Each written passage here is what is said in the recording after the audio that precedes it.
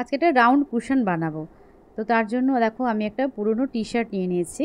এটা দিয়ার T shirt. তো বহু বছর হয়ে গেছে, এটা তখন ও 5-6-এ পড়ে, এরকম সেই সময়কার আর কি। তবে দেখো কালারটা বেশ ভালো রয়েছে। তো ভাবলাম এটা দিয়েই কুশনটা তৈরি করি। তো ওপর পোর্শনটা আমি এইভাবে কেটে নিচ্ছি সমান করে। আর নিচের যে পোর্শনটা রয়েছে সেটা দিয়ে করবো আর কি কুশনটা। তো একটু বড় হলে ভালো হতো। মানে জেন্টসদের যে টি শার্টগুলো হয় তাহলে অনেকটা লেন্থ হতো আর কি। তো যেহেতু এটা লেডিস, তো একটু লেন্থটা ছোট, ঠিক আছে, একটু ছোট হবে কুশনটা। তো যথারীতি দেখো আমি সূঁচের মধ্যে একটু উল ভরে নিলাম, কারণ এটা না একটুখানি ভালো করে বাঁধতে হবে শক্ত করে, মানে করার পর না হলে মানে সুতো দিয়ে করলে ছিঁড়ে যেতে পারে।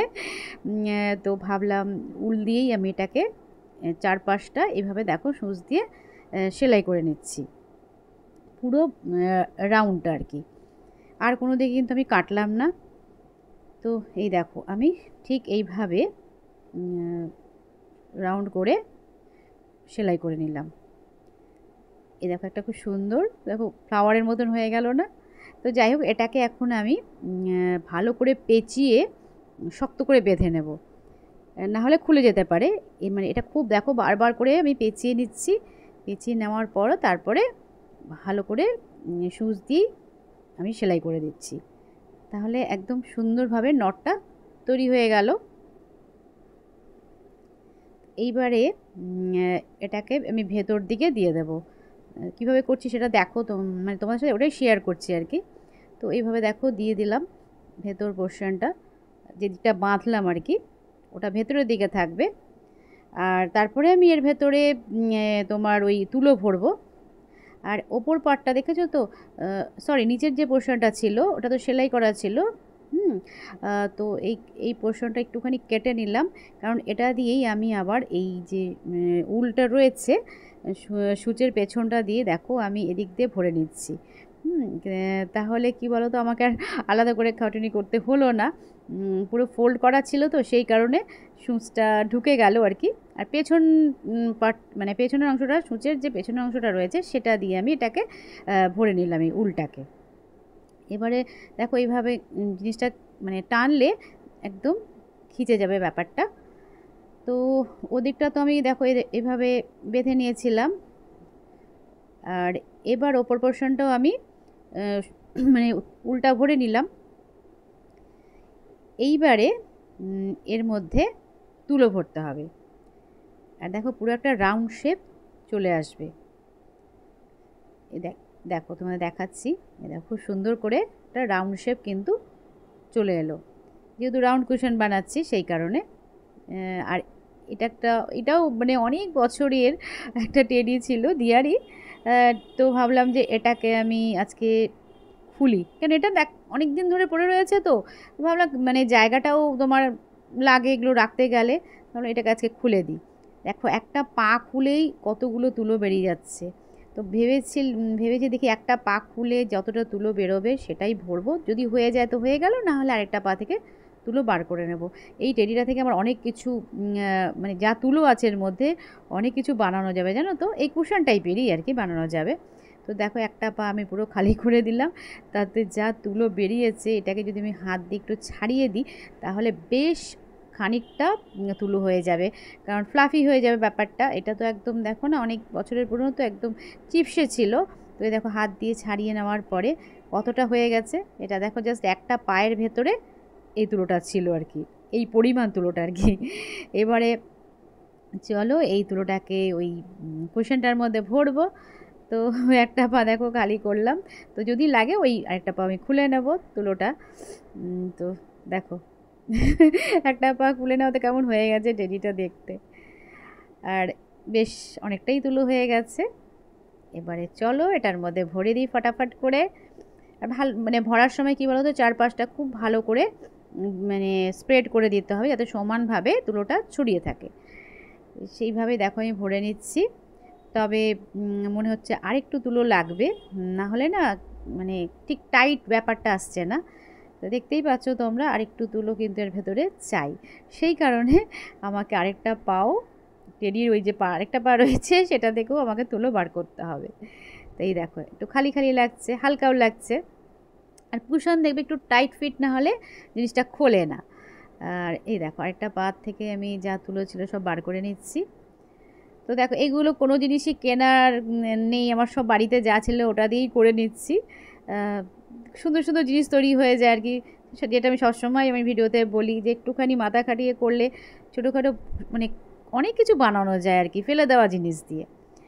তো এই দেখো আরও তুলোগুলোকে আমি ছাড়িয়ে নিয়েছিলাম, এবারে এর ভেতরে আবার ভরে দিচ্ছি সুন্দর করে দেখো, আর একদম টাইট ফিট হয়ে যাচ্ছে। আর চারপাশটা আমি খুব সুন্দরভাবে স্প্রেড করে দিয়েছি। এবার দেখো সুতোটা আমি যে উল্টা ভরেছিলাম তো সেটা আমি ভালো করে টেনে দিয়ে এলাম। এবার এটাকে শক্ত করে বেঁধে দেবো। আর দেখছো কি সুন্দর রাউন্ড শেপ একটা চলে এসেছে। আর দেখো একটা পুরনো টি শার্ট দিয়ে, হ্যাঁ আমি কিন্তু নতুন কোনো কাপড় ইউজ করলাম না এর মধ্যে। তো দেখো সুন্দর করে আমি বেঁধে দিলাম।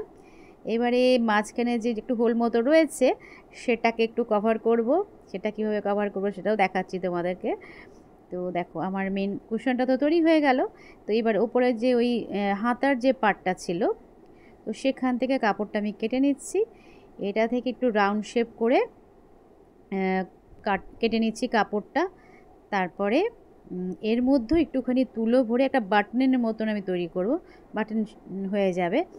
দেখো রাউন্ড শেপ একটা কাপড় কেটে নিলাম। এবার সূচ দিয়েই আমি চারপাশটা ভালো করে সেলাই করে নিচ্ছি। সেলাই করে নিলে দেখবে একটা বাটির শেপ মতো হয়ে যাবে। তো তার মধ্যে আমি আবার একটু তুলোর মধ্যে ভরে দেব, তাতে করে একটা দেখবে পুরো বাটন মতন চলে আসবে। তো সেটাই আমি ওই যে হোলটা তৈরি হয়েছে কুশনের সেখানটায় আমি ভালো করে বসিয়ে সেলাই করে দেবো। এ দেখো সুন্দর টুপির মতন হয়ে গেছে না, বাটি বা টুপি যাই বলো। এবার এর মধ্যে একটুখানি যতটা তুলো লাগে পরিমাণ মতন তুলো আমি ভরে বেশ সুন্দর একটা বাটন তৈরি করে নিচ্ছি। তো এই দেখো খুব সুন্দর হয়ে গেল। এবারে এটাকে একটুখানি খিচে দিলে না জিনিসটা দেখো কত সুন্দর তৈরি হয়ে গেল। এবার এটাকে মাঝখানে বসিয়ে দেব, দেখতে ভালো লাগবে। আর ওই যে হোল জায়গাটা ছিল ফাঁকা জায়গাটা সেটাও ভরাট হয়ে যাবে আর দেখতেও ভালো লাগবে। তার জন্য দেখো আমি অন্য কোনো কাপড়ও কিন্তু এর মধ্যে ইউজ করলাম না, যে এই যে টি শার্টের যে হাতাটা ছিল তার থেকে কাপড়টা বেরিয়ে গেল। তো এবারে ভালো চারপাশটা ভালো করে সেলাই করে দিচ্ছি সুতোর সাহায্যেই। আর এবারে এই আমি দেখো একটুখানি সূচটা মানে এদিক থেকে বের করে ওই পেছন পাশটা দিয়ে বার করে দিচ্ছি, একটুখানি টেনে দেব, তাহলে কী বলো তো শেপটা খুব ভালো আসে। মানে একটু খিচে দেখো এরকম যদি খিচে দিই তাহলে চারপাশটা কিন্তু দেখতে ভালো লাগে আর কি। এই দেখো বেশ ভালো লাগছে দেখতে। এবার শক্ত করে বেঁধে দেবো, তাহলেই খুব সুন্দর একটা শেপ চলে আসবে। আর বাটনটা দেখেছো তো বেশ সুন্দর হয়েছে না দেখতে। আর ওই হাতার মধ্যে যে প্রিন্টের যে জায়গাটা ছিল সেই জায়গাটাই কেটেছি। আর ওই বাটনটা প্রিন্টেরই হয়ে গেছে, বেশ মিক্স অ্যান্ড ম্যাচ টাইপের হয়ে গেছে। ওদিকটা পুরো ইয়েলো আর একটা পাশ দেখো পুরো প্রিন্ট রয়েছে, দেখতে ভালো লাগছে। একটু ডিজাইনার মতনও হয়ে গেছে কুশনটা। দেখো যে চারপাশটা যে তোমার ওই প্রিন্ট রয়েছে তা কিন্তু নয়, একটা সাইড পুরো দেখো ইয়েলো কালার আর আরেকটা সাইড একটু প্রিন্ট করা। তো তখন আমি মনে মনে ভাবছি যে বেশ ভালোই লাগছে, যে ডিজাইনার কুশন হয়ে গেছে একটা। হ্যাঁ তো চলো ফাইনালি এটাকে কমপ্লিট করলাম, বেশ ভালো হয়েছে। আর মনেই হচ্ছে না দেখো যে একটা পুরনো টি শার্ট দিয়ে এটাকে আমি বানালাম। এবারে চলো এটাকে একটু সাজিয়ে রাখি, আর এরকম সোফার উপরে রেখে দিলে কত ভালো লাগছে। এরকম বেশ কয়েকটা বানিয়ে নিলে সোফার উপরে রেখে দিলে বা বেডের ওপর রেখে দিলেও কিন্তু দেখতে বেশ ভালো লাগবে। ফাইনালি দেখো আমি তোমাদের লুকটা পুরো দেখাচ্ছি। সোফার উপরেই রেখেছি আমি আপাতত এটাকে। আর বিভিন্নভাবে ইউজ করা যায়, সেটা কোনো কথা না, যে যেখানে যেভাবে রাখতে পারো, যেখানে রাখবে সেখানকারই সৌন্দর্যটা বাড়াবে। আর কেউ বলবে না এটা একটা পুরনো টি শার্ট দিয়ে তৈরি করা।